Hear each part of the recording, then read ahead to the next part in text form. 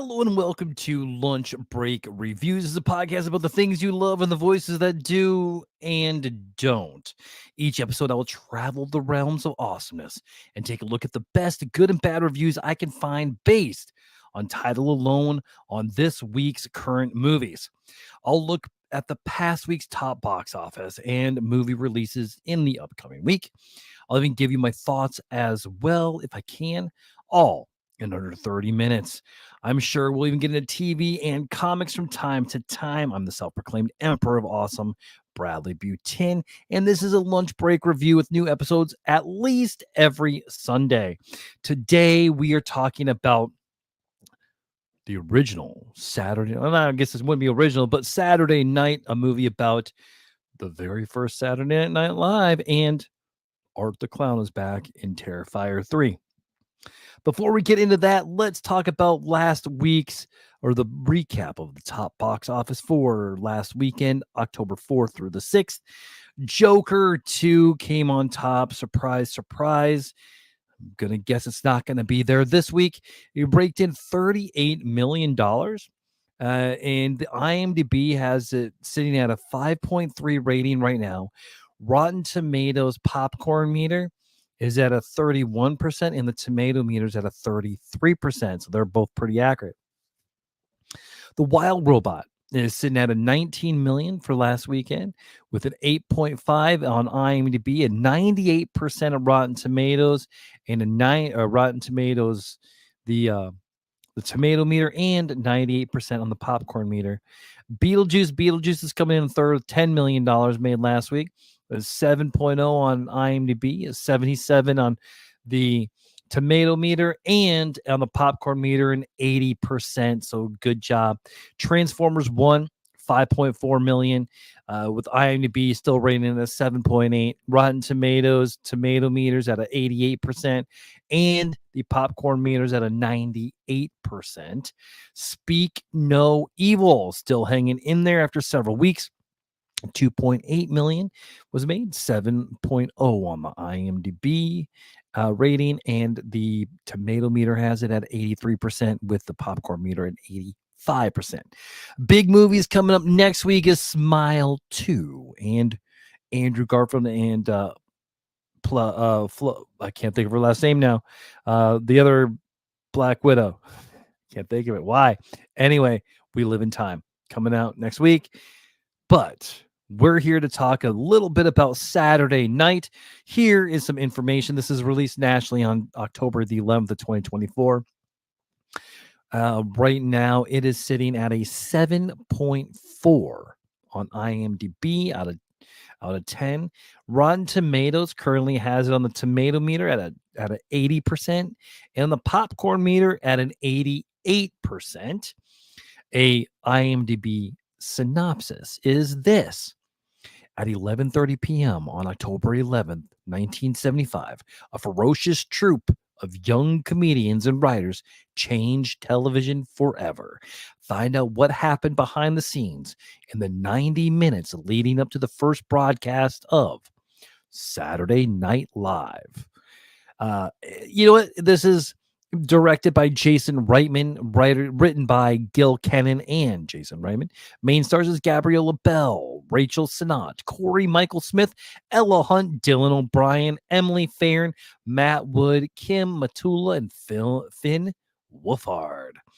Now, the critics from Rotten Tomatoes are saying this.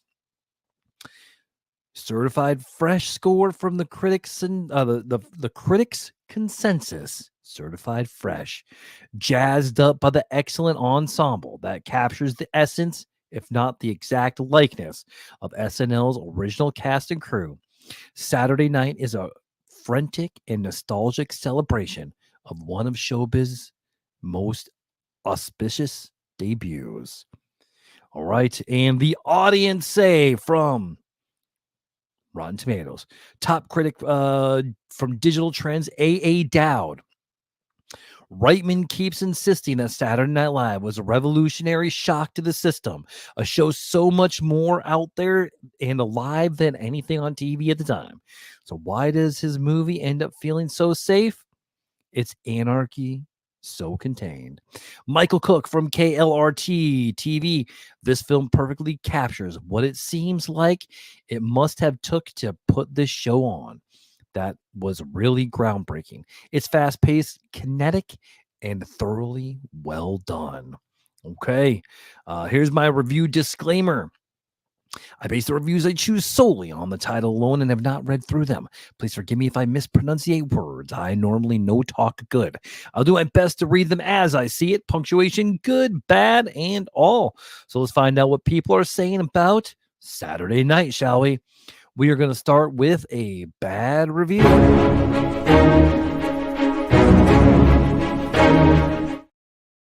All right, there was 0 1-star reviews. There were 0 2-star reviews. The worst review I could find was a 3-star review dated for the 8th of October. And this is 90% fiction, just laughable, but not funny laughable. Warning, spoilers. All you need is cursory knowledge of SNL's history to know almost none of what you see in Saturday Night ever actually happened. The show wasn't going to be blocked from going on and saved by Andy Kaufman. Belushi never disappeared to an ice rink in a bee costume. Lorne wasn't running around wasting precious time in meaningless arguments, and certainly didn't go to a bar and hire a writer. That guy was actually comedy writer Alan Zwiebel, who was the stand-up he saw, and he was hired a year before. Morris also didn't sing for soundcheck. The most outrageous fiction in the film is that the cast could be running around wasting time writing and dressing for skits that were not in the show or would not be aired for many more episodes. The Stage of Bricks was not finished seconds before air, and they had the wrong person doing it. This could have been fun. The pacing was good. The actors were just okay, but the fact that it's mostly fiction ruined it for me. All right. Well, sorry for that, man. Sorry for that. We have another bad review.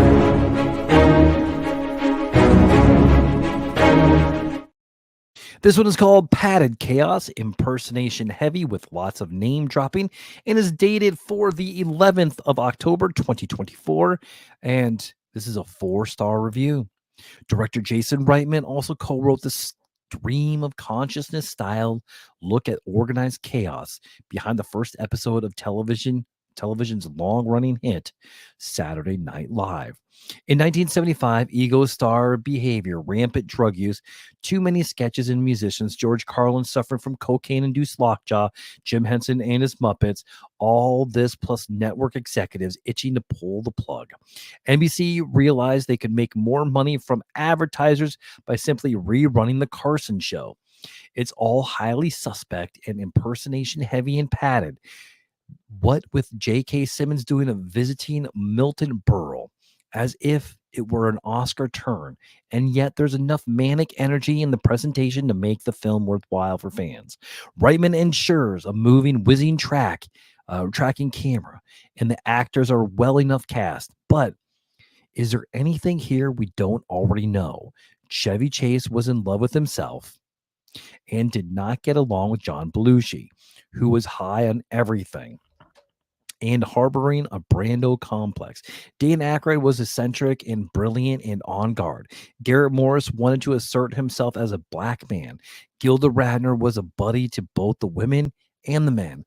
Producer Lorne Michaels was practically unflappable and a real nice guy.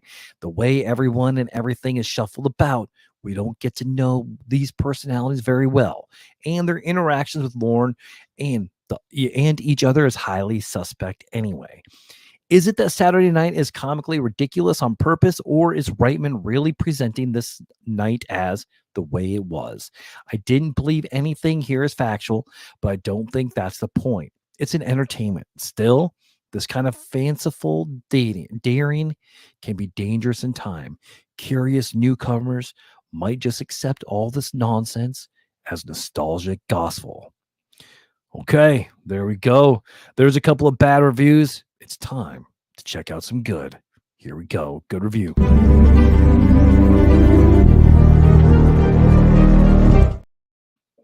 Okay, our first good review is a 10 out of 10.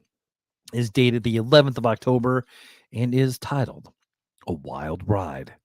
Spoiler alert. Saturday Night Live is a TV institution that has lasted over twice as long as Gunsmoke and Law and Order has. The only show on TV that has run longer is Sesame Street. The movie points out that Jim Henson and his Muppets appeared on the first episode.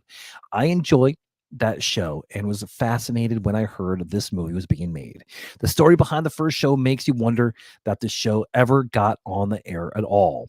There was widespread drug use among the cast and crew. The movie shows host George Carlin getting lockjaw from snorting cocaine. Poor Lorne Michaels has to deal with equipment failures, obnoxious network executives who think the show doesn't have a prayer, as well as wild man John Belushi. He takes a real character beating here. I wonder if he really was that much of a jerk. Chevy Chase is also portrayed as something of a butt. J.K. Simmons does an amusing cameo as an obnoxious Milton Berle who insults Chevy Chase and tells him to go cry about it. The actors all do a great job and look and sound like the real people. The movie is shot in real time, 90 minutes before the first show, and you really get caught up in the train wreck that eventually was a great success. All right. One more good review.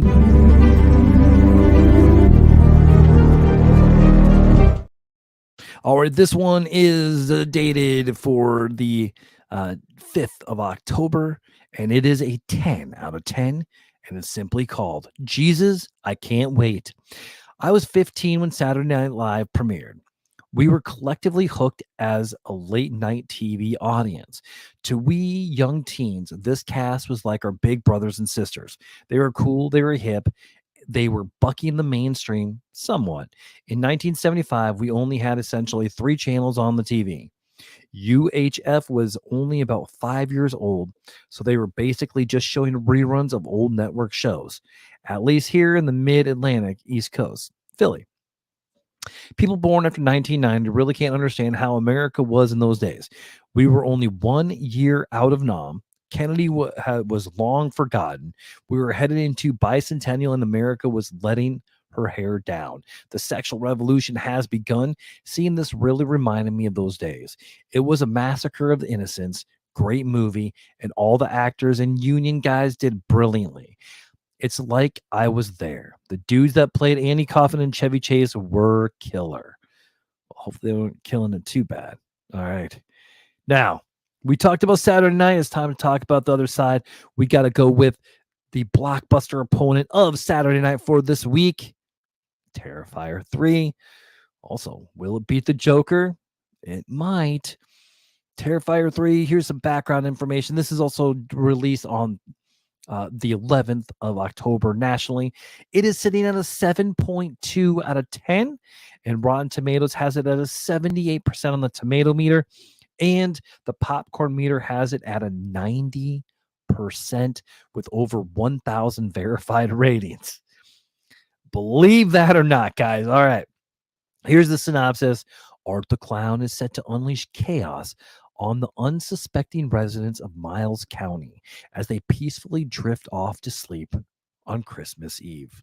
The main cast in here is directed by Damien Leone, written also by Damien Leone.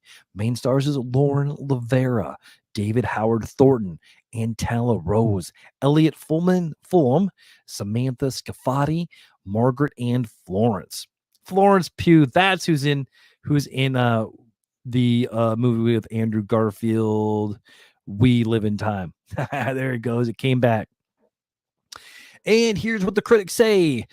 The critic consensus is taking an axe to Yuletide cheer and everything else in its path. Terrifier 3 is a bloody fantastic stocking stuffer for the holiday season. The audience says, stepping up the ante and the bloody, disgusting gore fest in Terrifier 3 cements Art the Clown as an iconic horror villain for the ages. And sequels to come. Expect Art's lurking this Halloween. Matthew Pajovich I apologize for mispronouncing your name. With Matt's movie review says this: the, an anti-Christmas movie that will have gorehounds enthralled with its ludicrously extreme levels of violence. Yet the real draw is Lauren Lavera, who delivers a compelling final girl performance. Well done. I agree. Tim Cogshell with Film Week says simply this: it's really a lot of fun. Again, here's my disclosure. I rebase the reviews I choose solely on title alone and have not read through them. Please forgive me if I mispronunciate words I normally no talk good. I'll do my best to read them as I see it, punctuation good, bad, and all. So let's find out what the people are saying about Terrifier 3. Let's start with a bad review.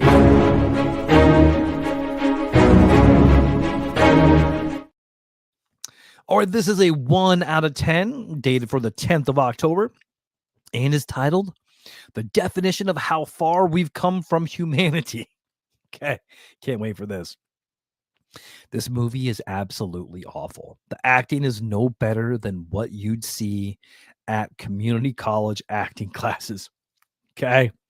I struggle to actually believe anyone enjoys this franchise. Yeah, the practical effects are very good, but are we really that far gone from humanity that we enjoy watching people, including children, be butchered? I enjoy a good horror movie as much as anyone, but this isn't the art, pun intended, of a good horror movie. It's just utter depravity. I greatly believe that the creator of this franchise is long overdue for a psych evaluation. He'll probably take that as a compliment. I'm sure he would. I probably would too. Overall, just a very boring dud of a movie that is only popular due to the messed up minds of us as people enjoying watching people be brutalized on screen. I'd strongly recommend not watching this movie, as if you are any kind of human, this mess will leave you feeling nothing but uncomfortable and sick. You know what? Sometimes people need to be a little uncomfortable and sick. And that's where this is going to come in. Well said, sir. Okay, here we go. I got another bad review.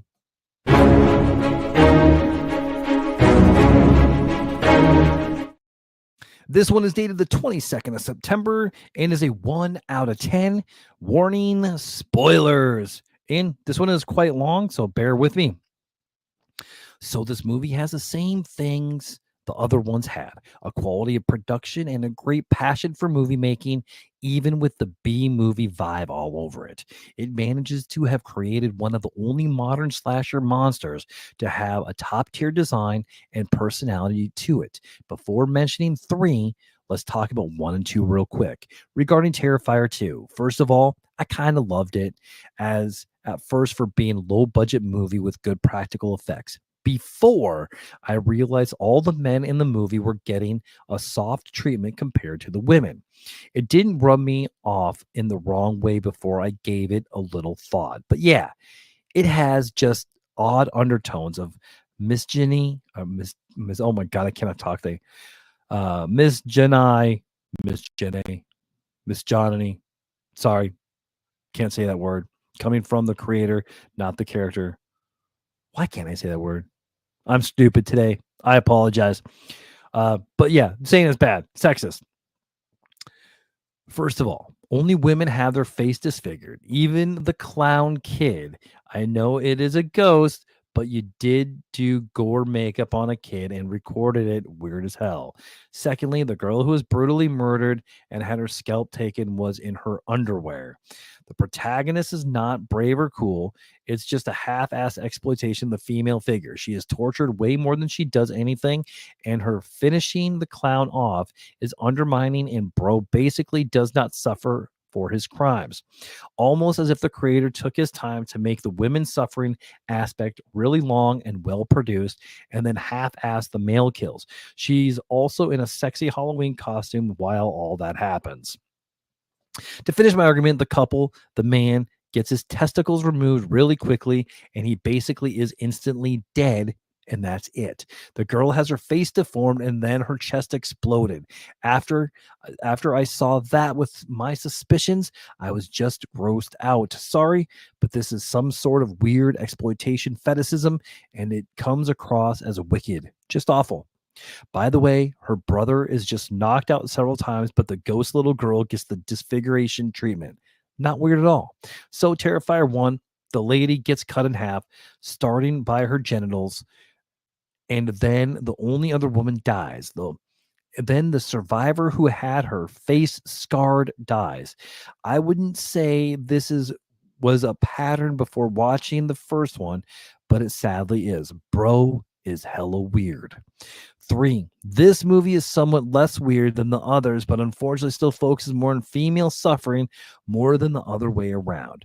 My man is Sam Levinson of female suffering and gore glorification. I'm not saying they're all worthless.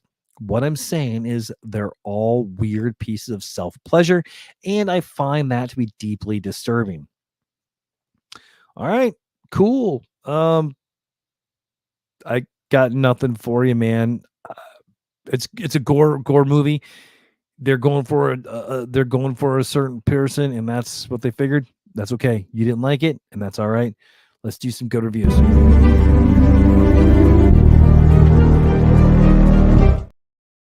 All right, I have a 10 out of 10, dated for the 20th of September of 2024. A gory good time. Disclaimer at the end for people. All right. After watching the first two films, I was so excited to see the sequel. I was hoping it'd be as good as the first two, and turns out that Terrifier 3 is better than its predecessors. The film is surely not for those who do not like gore, as this is the most disgusting and brutal Terrifier film yet. Seeing Sienna Shaw, Lauren Lavera back is great, and once again, she shines as the modern badass final girl. David Howard Thornton terrifies. Once again, as Art the Clown, he truly does give me the creeps. Wouldn't want to be killed by this guy, XD. I am very happy to be part of the first reaction to this brilliant film. Truly a 10 out of 10, and you should totally see it when it is out in theaters. Disclaimer, I just want to say that some other reviewers have been saying this film and franchise in general is just violence against women. First of all, it is not. Men get killed in gruesome ways just the same. The other reviewers have also said that anyone who enjoys this are depraved and are assuming only the teenagers are watching this trash. I don't think these people understand and that there are more adults that watch these types of films over teens. They also don't seem to understand what opinions is either. I just want to say, don't feel ashamed for liking these types of films. They are slashers and are just films. You are not sick, disgusting, or depraved. You like what you like, and you should be allowed to enjoy these films without feeling guilty or ashamed. All right, Wilson, I got a couple thoughts I'll get into here in a minute, but let's do another good review.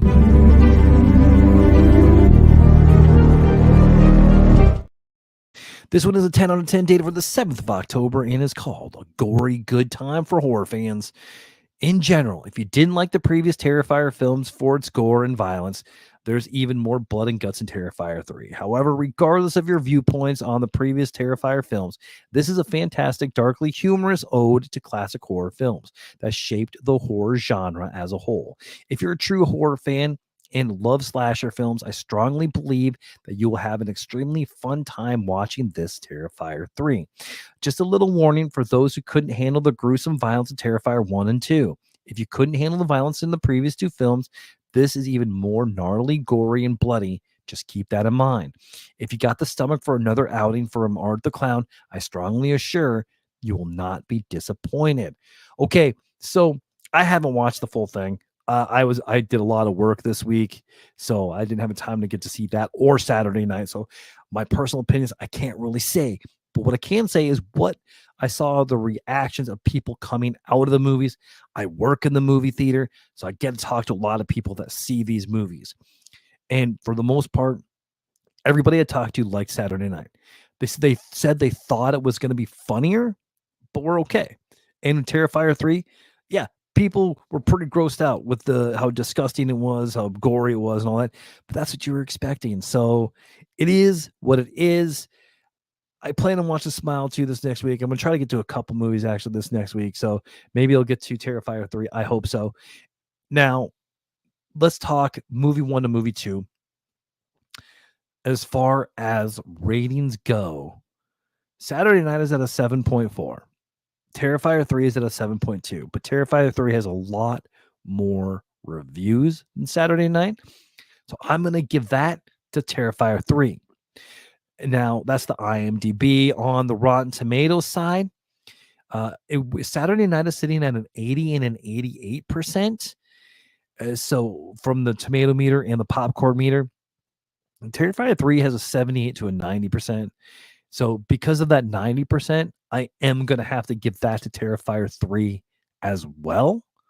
So Terrifier 3 is my pick for blockbuster of the week. So we'll see if I'm right this next week. Here are my top 5s for the week. This is just a little bit of everything because I love comics. I love TV. I like movies. So my top 5 for the week is number 1. We'll start with 5. Number 5, the TV show on Netflix, Nobody Wants This. I didn't think I was going to like it. I really enjoyed it. It's freaking amazing. 4, Bad Monkey. Vince Vaughn is at his best in this. I love it so much. 3, Penguin. Penguin is so good.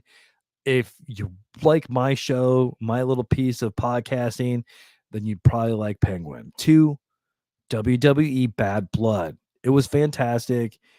If you like WWE, you probably liked it. But my number 1 thing for this last week is a comic book, which is Absolute Batman. Absolute Batman by far is one of the best comics I've read in a while, written by Scott Snyder and drawn by Nick Dragota. I did a couple of little lunch break quickies on there. Check it out. They got one come out today. Now, the releases for this next week, movie releases: Smile 2, We Live in Time, Roblox, and I Will Never Leave You Alone. I'll probably be doing Smile 2 and We Live in Time next week. So I want to hear from you. Let me know where would you rank each movie if you were going to review them? Which was a better movie? What are you going to go to watch? If you're going to get to watch one movie this week or every week, what are you going to watch? And who do you think is going to win the box office? So I'm trying really hard to get more out on TikTok and on YouTube. So I started doing a lot of lunch break quickies, trying to get one of those out every day. Sometimes I'm going to be successful. Sometimes I won't. And then I'm also going to put them out as quick little 5-minute episodes on here. Something that you can just get a little bit, takes just a little bit of time. Heck, when you're at work, you can go in the bathroom stall and listen to it. You can find me, friend me, or follow me at Facebook at Nerd Positive, YouTube at Nerd Positive 1, TikTok at Nerd Positive 1. TikTok, my work TikTok is at movies.bs. That you should really check out. We do an office parody. It's so much fun. Plus, we do the B&B business beatdown. We do a bunch of stuff on there. It's a great time. Instagram at Fandemic1. If you feel there's more of a conversation, feel free to reach out and let's talk. Who knows, maybe you'll be the next guest on Nerd Positive. So if you like one of these movies, let me know. Let's figure it out. If you want to support the show, there are several ways to do so. You can buy me a coffee at buymeacoffee.com/nerdpositive or go to patreon.com/nerdpositive, PayPal or Venmo at Bradley Butin. Not going to say no. Most importantly, just share the show with someone you want to make a little more awesome. Don't forget to leave a 5-star review. If you like this, check out everything else that I do. We got Nerd Positive podcast and all the lunch break quickies that I'm just going to try to get out again this week. Okay. Saturday Night and Terrifier 3. You just got Nerd Positively reviewed. Actually, lunch break reviewed. I don't know. I've changed the name a few times. It is what it is.